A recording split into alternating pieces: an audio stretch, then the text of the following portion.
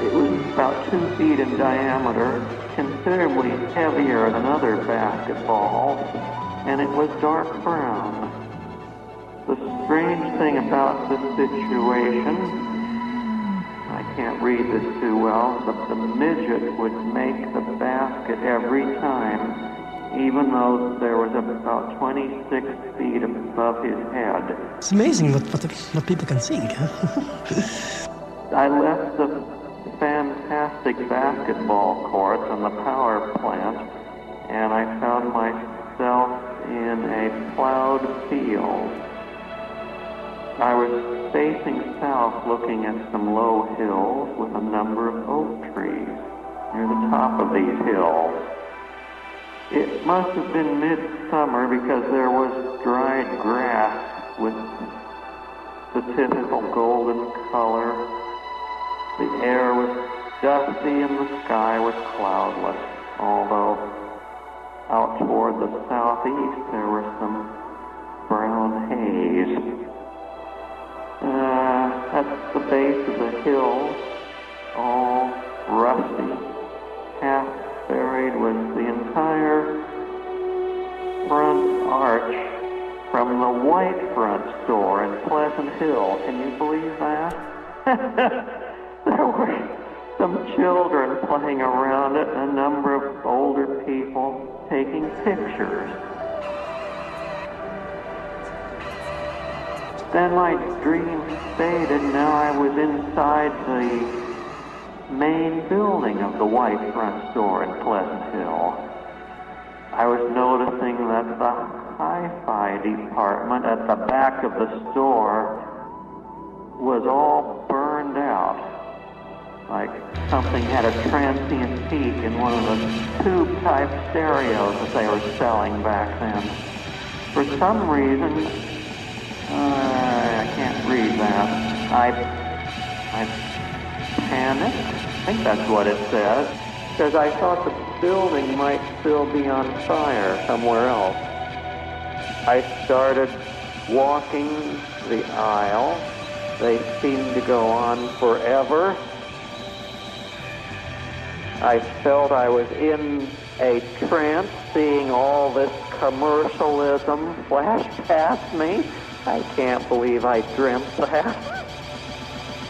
And I was just going through this store faster and faster, past the shoe department.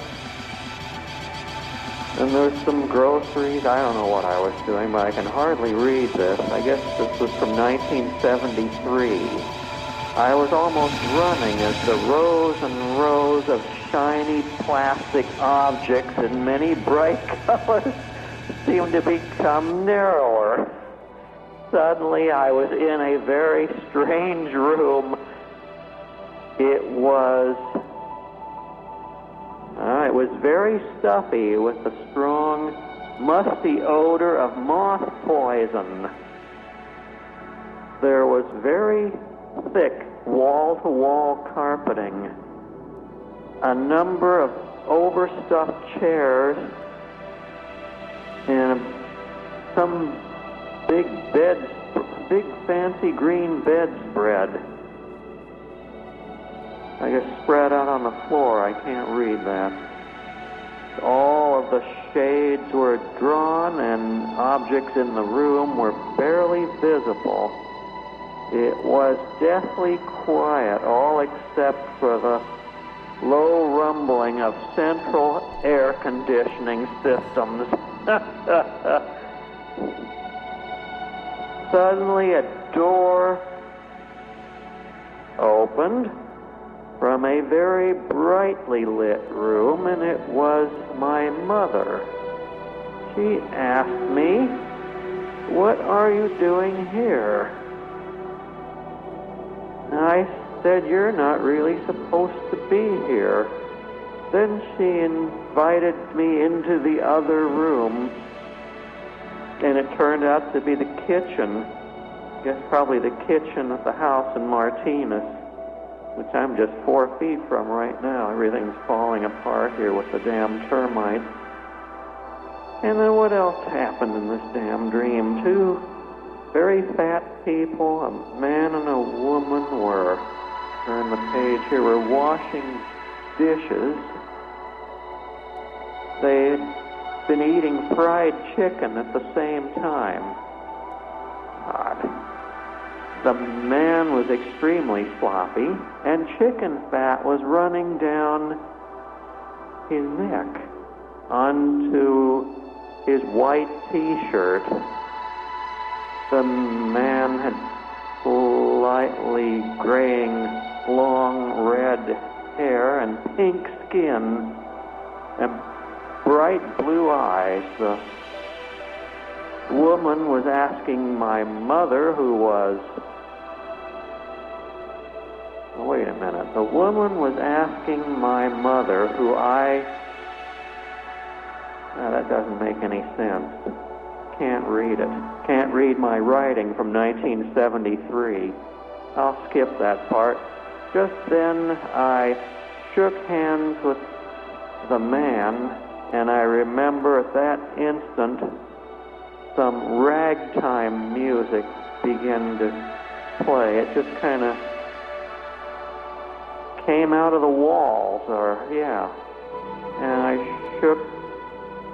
shook my hand, now covered with chicken fat. I knew I'd get to that. I thought these people were strangely familiar, but I just couldn't place them. Presently, I was awakened by my mom saying, "David, get up. David, it's late. You get up now." Now I was awake, but the ragtime music was still playing. I don't know why, but in my conscious mind, and damn it, I was late to my tennis class. That was dream of the 22nd of March, 1973. So, I don't know. I'll go over to the sleeping bag and pick up another dream note if you want another one. I'm going to have to set the microphone down. In the meantime, maybe I'll do this.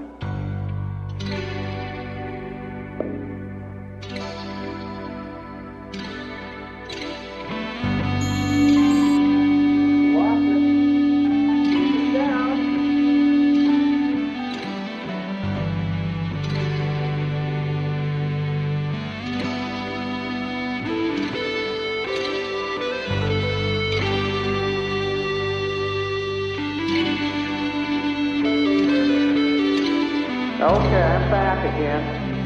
You hear me? Keep it down. I'm not wearing earphones. The reception isn't good enough. I couldn't do it. Just keep the level down. All right, here's another dream. Short one. Let's see. It's the 24th of April, but no year. Probably sometime in the 1970s. Here it goes. I have no idea where I was, but all I know, I was supposed to go see a movie with Dave Rich and Everett Harness and 3 girls. I just wonder where those 3 girls were from.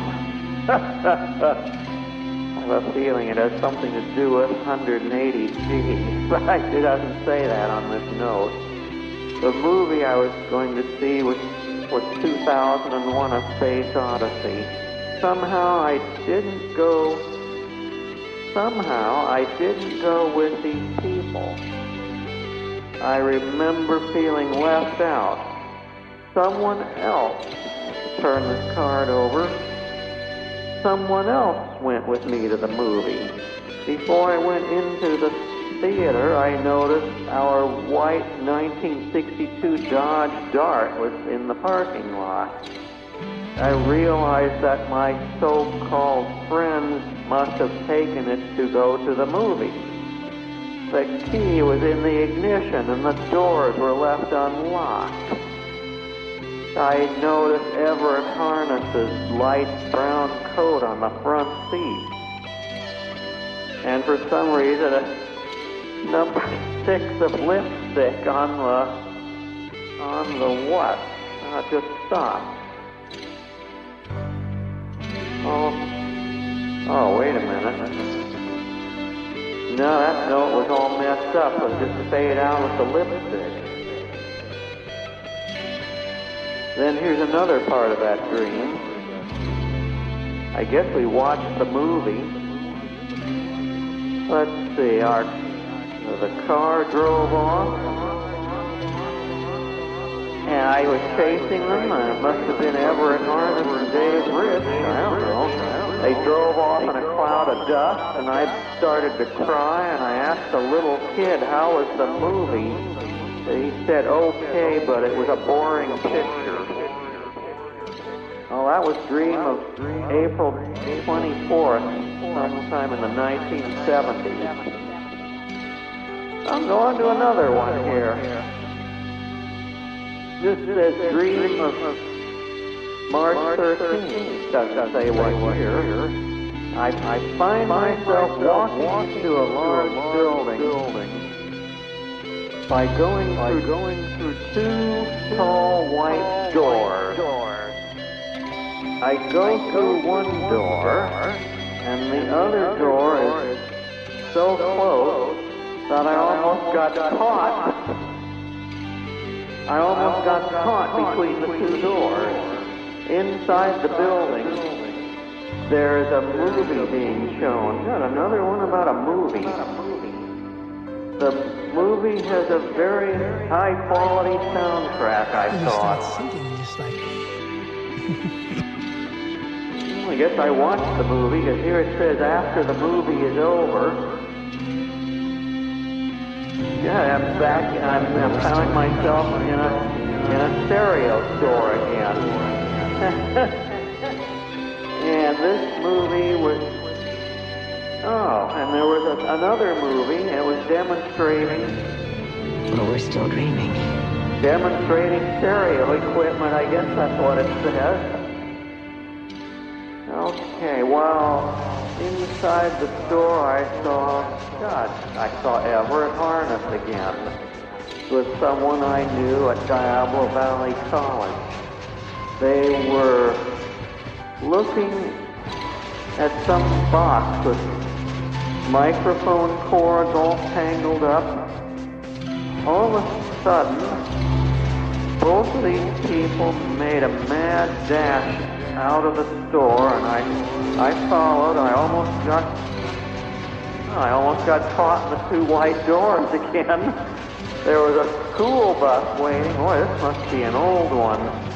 And Everett Harness and the other person from DVC got onto the bus, and so did I.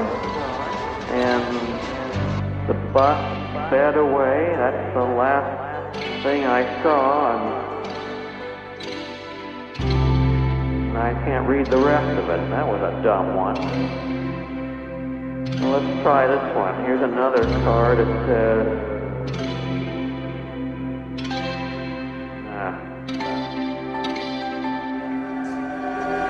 I'm going to have to go over to my notes again. I'm going to set the microphone down. I can't read these. I'll be back. Keep the volume low or it'll squeal. If it please your majesty, where shall I begin? Begin at the beginning. Yes. Go on till you come to the end. Yes. And then stop. Yes. Yes. They told me you had been to her and mentioned me to him. She gave me a good character but said I could not swim. He sent them word I had not gone. We know it to be true. If she should push the matter on, what would become of you? I gave her one, they gave him two. You gave us three or more. They all returned from him to you, though they were mine before. If I or she should chance to be involved in this affair, he trusts to you to set them free exactly as we were. My notion was that you had been, before she had this fit, an obstacle that came between him and ourselves and it. Don't let them know she liked him best, but this must ever be a secret kept from all the rest between yourself and me. Ah! This is the most important piece of evidence we not had yet. It doesn't mean anything.